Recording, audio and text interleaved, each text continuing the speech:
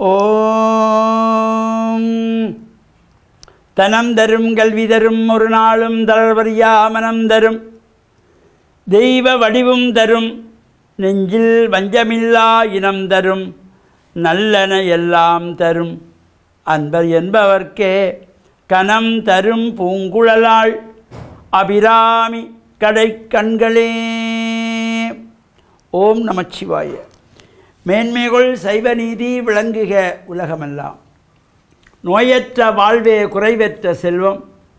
அந்த நோய் நொடிகள் இல்லாத வாழ்வு இந்த உலக மக்கள் எல்லோரும் வாழ வேண்டுமென்று கலியுகத்தின் காந்தமலை ஜோதியாகிய சபரிமலை சுவாமி ஐயப்பனுடைய திருவடிகளை சிறந்தாழ்த்தி டான் தமிழொலி ஓம் தொலைக்காட்சி நேயர்கள் அனைவருக்கும் சர்வதேச இந்து மத குறிப்பீடம் அகில இலங்கை சபரிமலை ஸ்ரீ சாஸ்தாபுரத்தின் சார்பில் இனிய வணக்கங்களும் நல்லாசிகளும். இன்றும் மங்களகரமான குரோதி வருஷம் பங்குனி மாதம் 6ஆம் நாள் 20/3/2025 வியாழக்கிழமை. இன்று மலர்ந்திருக்கின்ற இன்றைய பொழுதும் நம் எல்லோருடைய வாழ்விலும் எல்லா விதமான சிறப்புகளும் வெற்றிகளும் கிடைக்க வேண்டும் இறைவனை பிரார்த்தித்து நாம் இந்த தினந்தோறும் ஆலய வழிபாடுகளை தவறாது செய்ய வேண்டும். ஆலயம் தொழுவது சாலமும் நன்று என்று முன்னோர்கள் சொன்னார்கள். நாம் பொதுவாக இந்த எல்லோருமே விதியை மதியால் வெல்லலாம் என்று சொல்லிக்கொள்வார்கள். இது நடப்பது எல்லாம் விதிப்படிதான், என் தலைவிதி இப்படி ஆயிட்டுது, எல்லாம் விதி அமைகிறது என்று சொல்லிக்கொள்வார்கள். அதில் சிலர் சொல்வார்கள் விதியை மதியால் வெல்லலாம் என்று சொல்லிக்கொள்வார்கள். இந்த விதியை மதியால் வெல்லக்கூடிய விதி உள்ளவனுக்கு மட்டும்தான், அவனால் மட்டும்தான் இந்த விதியை மதியால் வெல்ல முடியும். ஒரு ஊரிலே ஒரு மகாராஜா,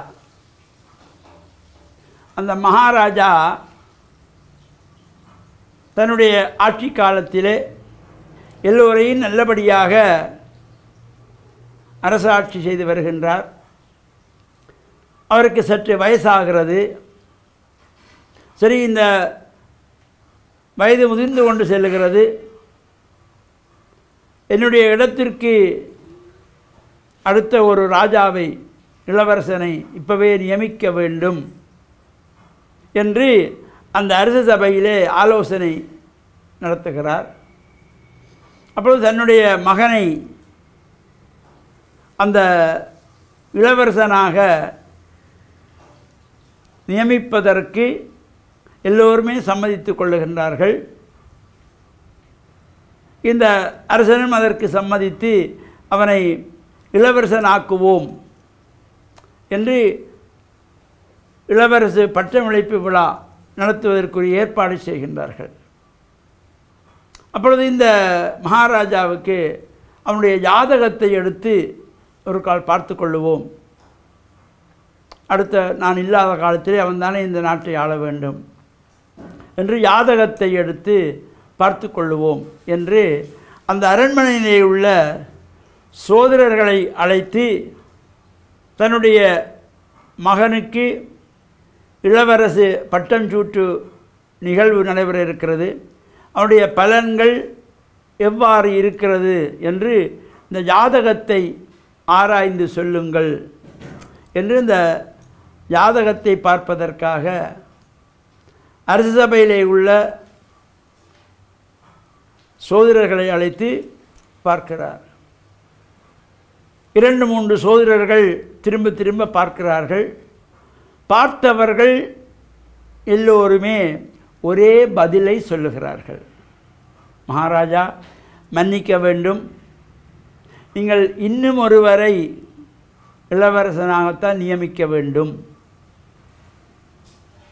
இவருடைய ஜாதகத்தை நாங்கள் அலசி பார்த்தோம்.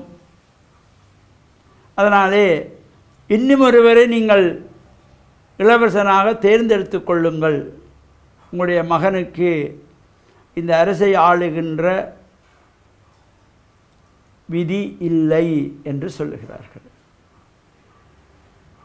இந்த விதியை மதியால் வெல்லலாம் என்று மன்னன் சொல்லுகிறான்.